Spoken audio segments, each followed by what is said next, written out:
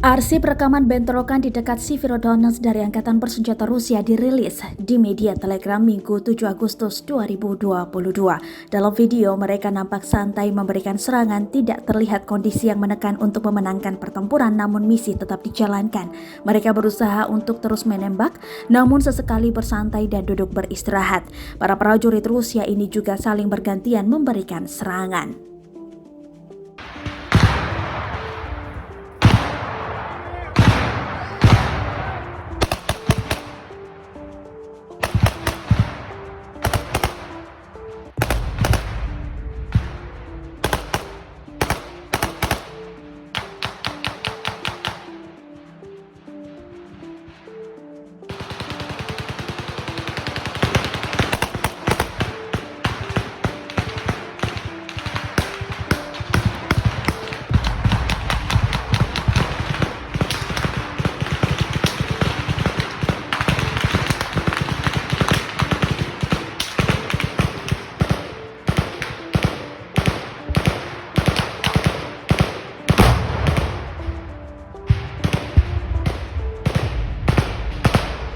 Terima kasih sudah nonton.